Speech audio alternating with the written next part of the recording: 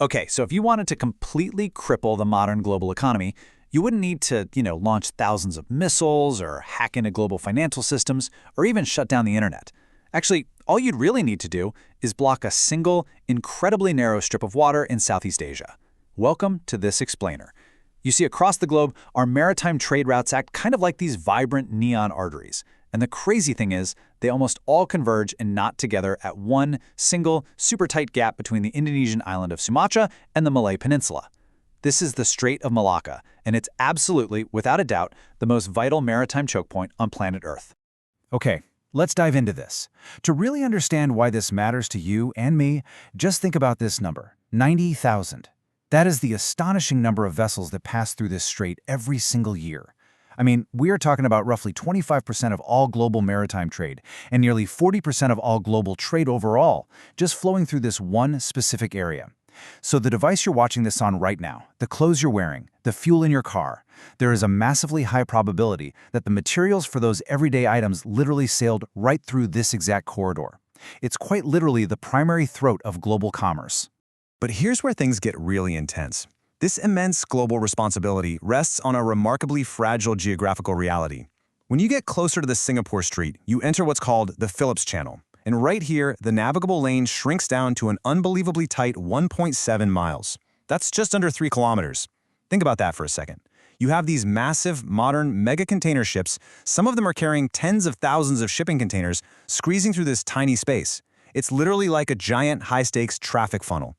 This single geographic choke point basically holds the economic lifeblood of superpower nations.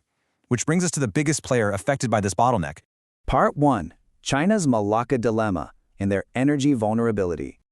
So, to sustain its incredible economic engine as the manufacturing factory of the world, China requires an astronomical amount of imported energy.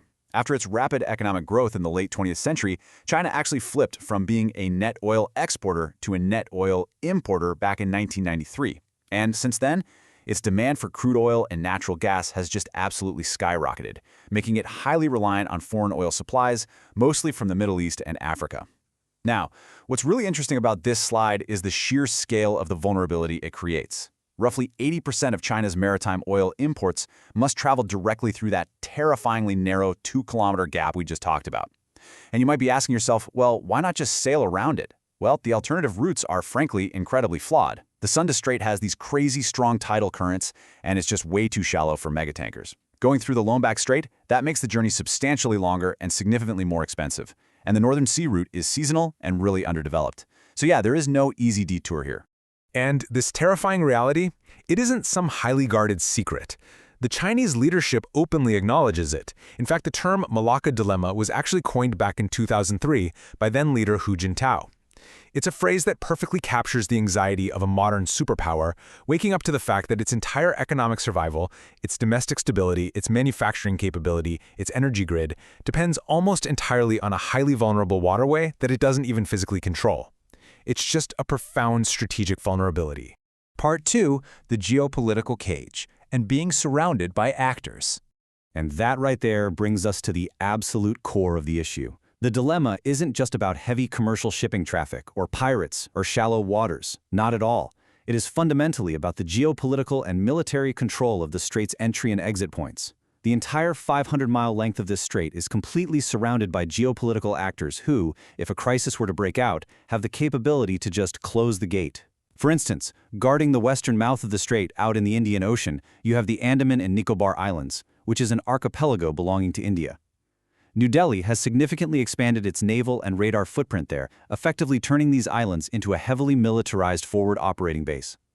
In any major conflict scenario, India has the geographic positioning and the military capability to effortlessly lock down this western entry point. They could potentially stop hostile commercial traffic before it even gets a chance to enter the channel. And the situation is equally complex on the other side.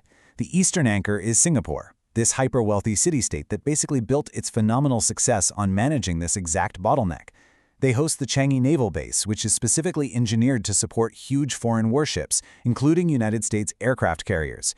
And, of course, U.S. maritime strategy involves maintaining a very strong naval presence right there. So what you're seeing develop geographically is essentially a giant geopolitical pincer movement. From the Indian Ocean all the way to the South China Sea, the entire strait is basically a geographic cage. Part 3. Bypassing the trap with the Belt and Road. So here's the big question. How exactly do you escape a cage that you don't control? Well, you try to build a way around it. China's multi-billion-dollar response, which heavily features the Belt and Road Initiative, isn't just about economic development. Actually, it's a massive, highly strategic infrastructure escape attempt designed to break free from this Malacca Dilemma by diversifying both its energy supply sources and its routes. They've been working on 3 massive alternative overland routes cutting right across the continent. First, there's the China-Pakistan Economic Corridor, aiming to move resources from Gwadar Port directly into China's Xinjiang region overland. Second, you've got these massive pipelines in Myanmar, which have actually been operational for years, pumping oil and natural gas directly into China's southwestern Yunnan province. That completely bypasses maritime shipping altogether. And third, there have even been historical proposals to dig a massive shipping canal right across Thailand's Kra Isthmus just to shatter the geographic monopoly of Malacca once and for all. It really is a stunning display of engineering ambition. Let's move to and see how this builds into Part 4, the verdict on geography and its stubborn realities. So after billions of dollars spent and massive pipelines laid across entire continents, we have to ask, has the Malacca Dilemma actually been solved? Have these grand overland infrastructure projects neutralized the geographic cage? Well, when you impartially look at the numbers and the logistics, the truth becomes painfully clear. Geography is a remarkably stubborn opponent. On one hand, maritime megatankers are totally unmatched in human history for their massive volume and incredibly low transport cost. On the other hand, building overland pipelines across treacherous mountain ranges from places like Pakistan or Myanmar, that is staggeringly expensive. And at the end of the day, those pipelines can only carry a tiny, tiny fraction of the volume that a continuous fleet of ocean tankers can hold. Do these land routes offer a helpful buffer? Sure, absolutely. But there is currently no alternative on Earth that can match the sheer efficiency, massive capacity, and low cost of navigating the Strait of Malacca. The dilemma remains incredibly real. So what does this all mean for us? What should you take away from this explainer? We often get so caught up in the politics of capital cities, what Washington is saying today, what Beijing is planning tomorrow, what New Delhi is doing, but all of this brings us to a profound realization about our modern, deeply interconnected world. True power, the absolute ultimate leverage, belongs to whoever holds the physical keys to the world's most critical bottlenecks. The entire global economy balances on a 2-kilometer-wide strip of water. So I'll leave you with this final question to think about. In the grand geopolitical chessboard of the 21st century, are we really paying enough attention to the map itself? Stop looking at the capitals and start looking at the channels.